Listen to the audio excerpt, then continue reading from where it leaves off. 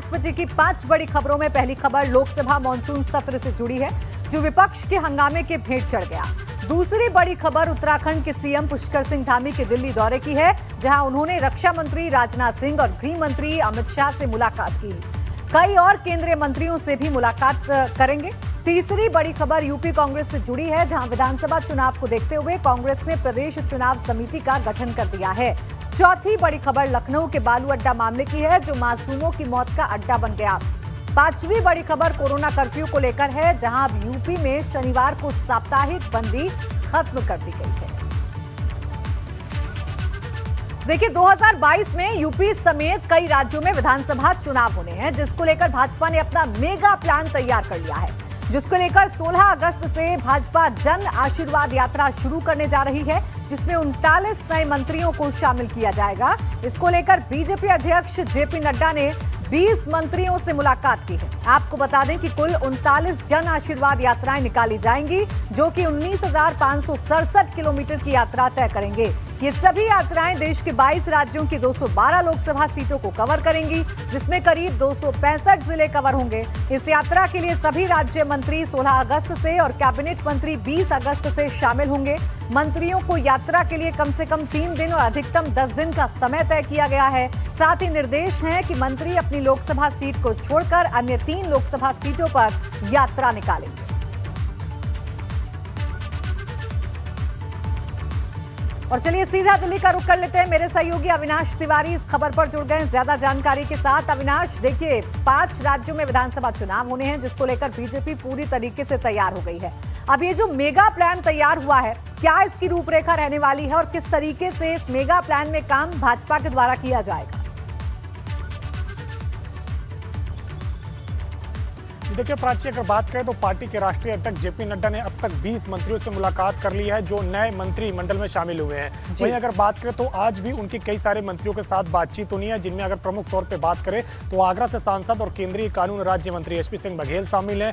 V L Verma, जो कि केंद्रीय सहकारिता राज्य मंत्री है, वो शामिल है। और इसके अलावा गृह राज्य मंत्री अजय मिश्रा वो शामिल है। उनके साथ आज बातचीत की जाएगी। इसके अलावा अन्य केंद्रीय मंत्री भी रहेंगे, जिनको बताया जाएगा किस तरीके से जन आशीर्वाद यात्रा करनी है और कैसे जब अपने क्षेत्र में जाएं और इसके अलावा अन्य लोकसभा क्षेत्रों में जाए तो केंद्र सरकार की किन योजनाओं को वहां पे रखना है प्रमुखता के साथ, किन किन बातों को वहां पे जनता के बीच में रखना है। क्योंकि प्रधानमंत्री नरेंद्र मोदी ने जब तमाम सारे अपने नए केंद्रीय मंत्रियों के साथ बातचीत की थी, तो उन्होंने साफ तौर पे कहा था कि जितने भी नए केंद्रीय मंत्री बने हैं वो 15 अगस्त तक दिल्ली में रहे। 15 अगस्त तक दिल्ली में रहने के बाद ही अपने क्षेत्र में जाएं और सबसे पहले क्षेत्र में जाने के बाद पहले जनता से मिलें, उसके बाद अपने घर जाएं। इसी के अनुरूप जन आशीर्वाद यात्रा का आयोजन किया जा रहा है भारतीय जनता पार्टी की तरफ से, जिसमें यह बताने की कोशिश होगी कि जो नए केंद्रीय मंत्री बने हैं वो उनके क्षेत्र से आते हैं और किस तरीके से केंद्र सरकार की जो तमाम सारी योजनाएं हैं उसका काम चल रहा है और कैसे आगे जनता को इसका लाभ मिल सके, ये केंद्रीय मंत्रियों की तरफ से बताया जाएगा। इसमें अगर बात करें तो तमाम सारे केंद्रीय मंत्रियों को संवाद करना होगा जनता के साथ। वहां पे अगर बात करें तो स्वागत सम्मान समारोह आयोजित किया जाएगा केंद्रीय मंत्रियों का,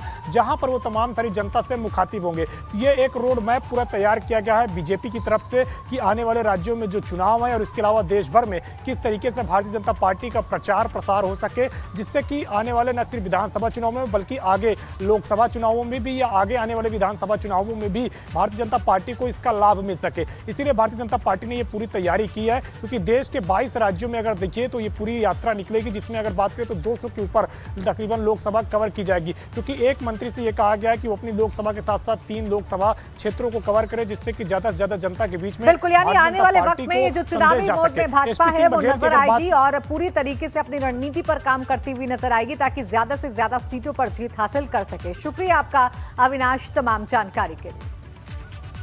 लोकसभा और राज्यसभा दोनों सदनों में पेगासस जासूसी विवाद और कृषि कानूनों के मसले पर विपक्ष लगातार आवाज उठाता रहा।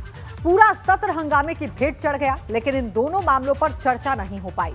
बुधवार को लोकसभा में ओबीसी संशोधन बिल पास होने के बाद सदन की कार्यवाही को अनिश्चित काल के लिए स्थगित कर दिया गया। इसी तरह राज्यसभा में भी ओबीसी बिल पास होने के बाद राज्यसभा की कार्यवाही भी अनिश्चित काल के लिए स्थगित कर दी गई। मॉनसून सत्र में लोकसभा में कुल 17 बैठकों में मात्र 21 घंटे 14 मिनट ही काम हुआ। लोकसभा अध्यक्ष ओम बिरला ने इसकी जानकारी देते हुए कहा कि इस सत्र में सदन का कामकाज अपेक्षा के अनुरूप नहीं रहा। तो देखिए, आज दोनों ही सदनों की कार्यवाही अनिश्चित काल के लिए स्थगित कर दी गई। अगर इस मॉनसून सत्र की बात कर लें तो कार्यवाही कुछ इस तरीके से रही कि विपक्ष के हंगामे के चलते सदन की कार्यवाही अपेक्षा के अनुरूप नहीं चल पाई। बढ़ती आगे खबर मथुरा से। डिप्टी सीएम केशव प्रसाद मौर्य बांके बिहारी दर्शन के बाद गोकुल के रमरेती धाम पहुंच गए हैं। गुरु शरणानंद से उन्होंने आशीर्वाद लिया है और संतों से मुलाकात की है। भारतीय जनता पार्टी के पदाधिकारी और कार्यकर्ता भी इस दौरान मौजूद रहे। तो डिप्टी सीएम केशव प्रसाद मौर्य सबसे पहले बांके बिहारी मंदिर पहुंचे, मत्था टेका और उसके बाद गोकुल धाम भी पहुंच गए डिप्टी सीएम केशव प्रसाद मौर्य। तो ये अहम खबर आपको बता रहे हैं। आज मथुरा दौरे पर डिप्टी सीएम केशव प्रसाद मौर्य, जिन्होंने पहले बांके बिहारी मंदिर में दर्शन पूजन किया। रमण रेती धाम भी पहुंचे डिप्टी सीएम केशव प्रसाद मौर्य। बांके बिहारी में दर्शन करने के बाद गोकुल के रमण रेती धाम पहुंचे। गुरु शरणानंद से डिप्टी सीएम ने आशीर्वाद लिया। कई संतों से मुलाकात भी डिप्टी सीएम केशव प्रसाद मौर्य ने की है।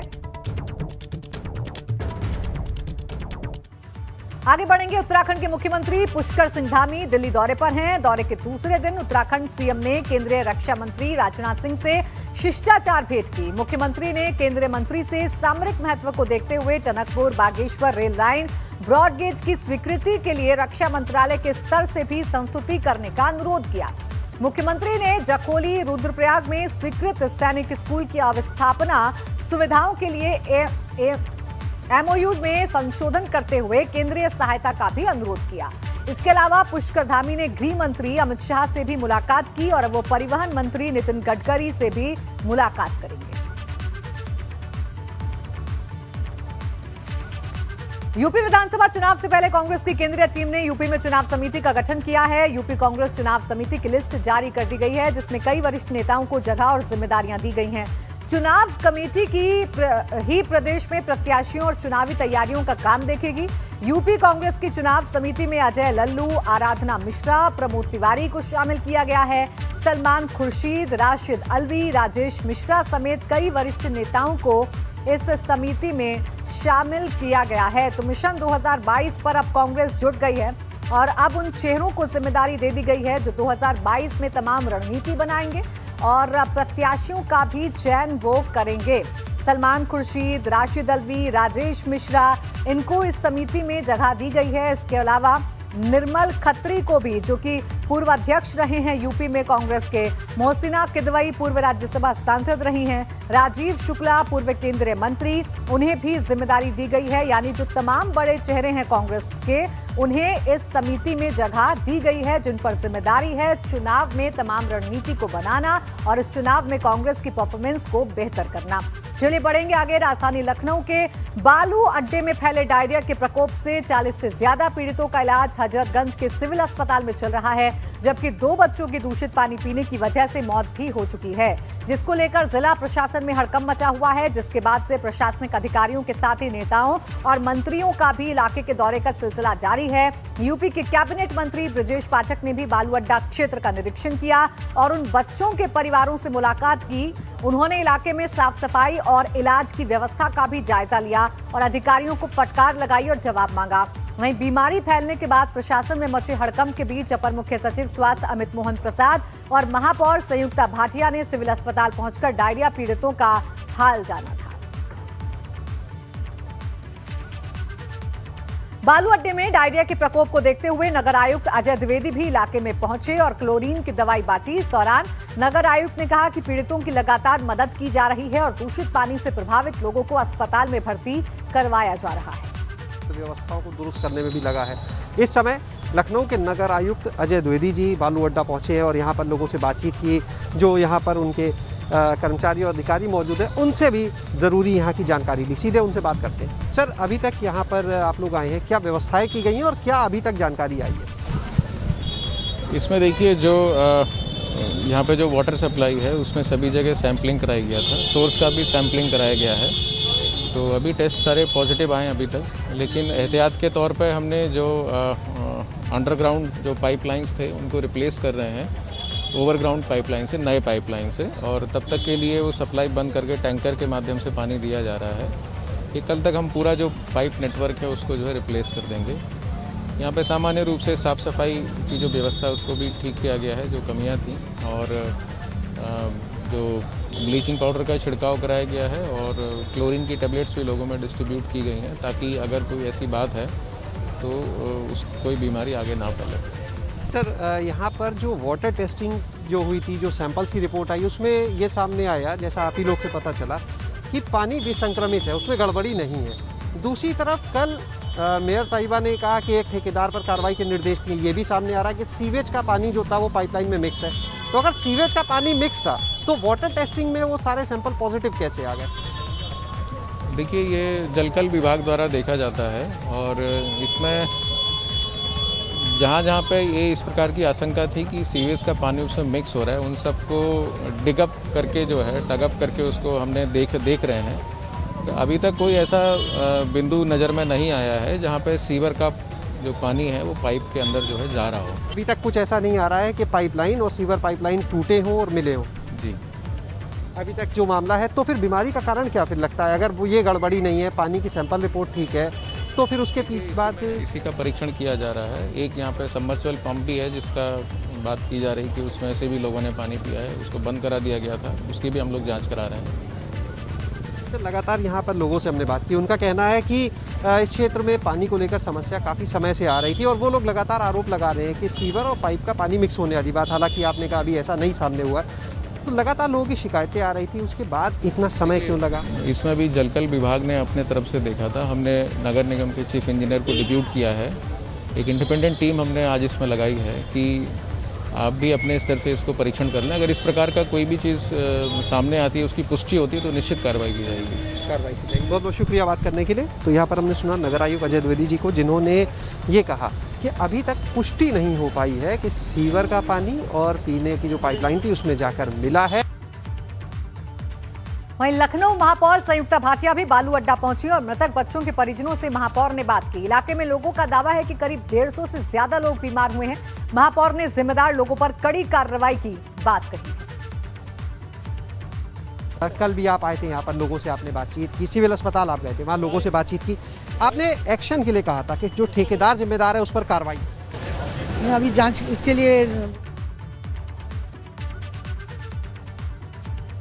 और इस वक्त एक बड़ी खबर आपको बता दें, सड़क हादसे में 3 लोगों की मौत के बाद 2 घायलों ने भी इलाज के दौरान दम तोड़ दिया है। आपको बता दें कि संभल में आज एक बुलेरो ने बाइक सवार 5 लोगों को टक्कर मारी थी। 3 लोगों की मौके पर ही मौत हो गई थी, जबकि 2 लोग गंभीर रूप में घायल थे, जिनको अस्पताल में भर्ती करवाया गया था। और अपडेट ये मिल रही है कि उन दोनों लोगों ने भी इलाज के दौरान दम तोड़ दिया है, यानी संभल हादसे में मरने वालों की संख्या बढ़कर 5 हो गई है। आपको ये जानकारी दे दें कि एक ही बाइक पर 5 लोग सवार थे। बुलेरो ने बाइक में टक्कर मारी थी, जिसमें 3 लोगों की मौत हुई थी। 2 लोग घायल थे, जिन्होंने इलाज के दौरान दम तोड़ दिया है। तेज रफ्तार कार ने बाइक सवारों को टक्कर मार दी थी। 5 लोग बाइक पर सवार थे। हादसे में 3 लोगों की मौके पर ही मौत हुई थी। ऑन द स्पॉट उन्होंने दम तोड़ दिया था, जबकि 2 लोग अस्पताल में भर्ती थे, जिन्होंने अब इलाज के दौरान दम तोड़ दिया है। बढ़ते आगे देश में एक और कोरोना की तीसरी लहर का खतरा मंडरा रहा है, जबकि यूपी में कोविड नियंत्रण के लिए सरकार लगातार उपाय कर रही है। इसी को लेकर आज लखनऊ में एक बैठक हुई, जिसमें स्थिति को देखते हुए 2 दिवसीय साप्ताहिक बंदी में आंशिक छूट दिए जाने पर मंथन हुआ।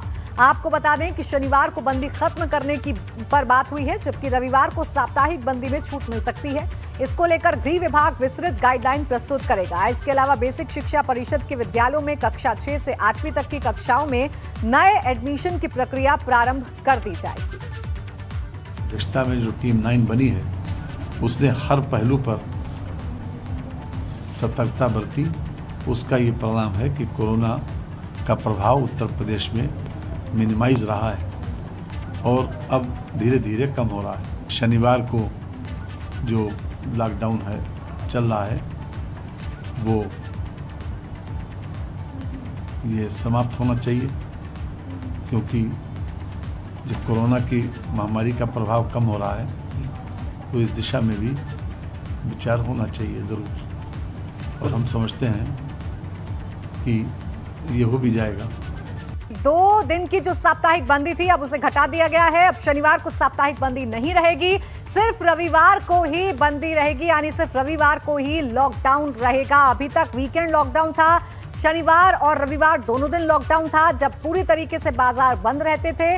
अब इसे एक दिन घटा दिया गया है, यानी शनिवार को अब बाजार खुले रहेंगे, रविवार को सिर्फ बंदी रहेगी, यानी रविवार को ही सिर्फ लॉकडाउन रहेगा। तो ये फैसला आज लिया गया है सरकार की तरफ से, जिसके मुताबिक अब 2 दिन के लॉकडाउन को घटाकर सिर्फ 1 दिन का कर दिया गया है। कोरोना के कम होते केसेस को देखते हुए ये फैसला सरकार की तरफ से लिया गया है।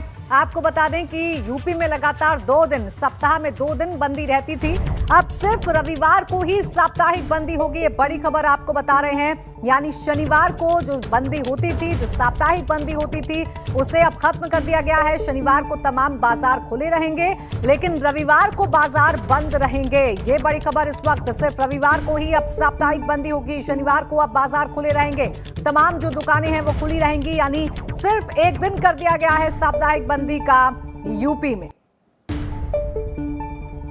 तो अब सिर्फ रविवार को ही रहेगा कोरोना कर्फ्यू, अब शनिवार को लॉकडाउन नहीं लगेगा, शनिवार को लॉकडाउन हटा दिया गया है। यह फैसला सरकार की तरफ से लिया गया है। तो 2 दिन के वीकेंड लॉकडाउन में से 1 दिन का वीकेंड लॉकडाउन खत्म कर दिया गया है। शनिवार को वीकेंड लॉकडाउन नहीं लगेगा, अब सिर्फ रविवार को ही जो कोरोना कर्फ्यू है वो लगेगा। सिर्फ शनिवार छोड़कर अब रविवार को ही बाजार बंद रहेंगे। बढ़ते आगे और अब आपको बाढ़ बारिश की 8 तस्वीरें दिखाते हैं। चंदौली, भदोही, प्रयागराज, जालौन, प्रतापगढ़, वाराणसी, फतेहपुर और मिर्जापुर की तस्वीरें बताने के लिए काफी हैं कि यूपी में बाढ़ से लोगों का जीना मुहाल हो गया है। बाढ़ के सितम से लोग काफी परेशान हैं। हालांकि सरकार की ओर से लोगों को मदद दी जा रही है, लोगों को खाने पीने का सामान भी मुहैया कराया जा रहा है।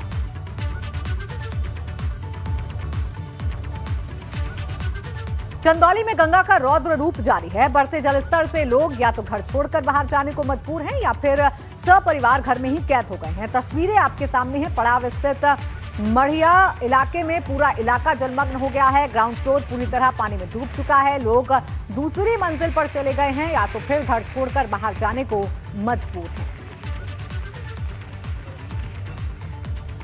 उधर हमीरपुर जिले में यमुना और बेतवा नदी का कहर देखने को मिला है, जिसमें अभी भी दोनों नदियां खतरे के निशान से ऊपर बह रही हैं। लोगों ने बेघर होकर सड़कों और राहत केंद्रों को अपना आशियाना बना लिया है, लेकिन अब 5 दिन बाद दोनों नदियों का जलस्तर घटना शुरू हो गया है, जिससे लोग अब राहत की सांस लेते नजर आ रहे हैं।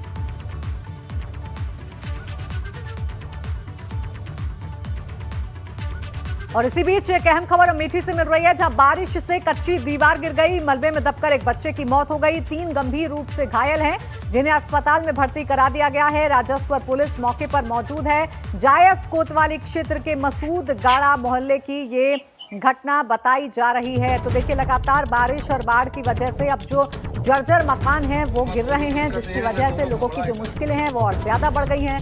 अमेठी का ये मामला, जहां कच्चे मकान की दीवार गिर गई है, 3 लोग गंभीर रूप से घायल हैं, जबकि एक बच्चे की मौत हुई है। राजस्व और पुलिस टीम मौके पर मौजूद है।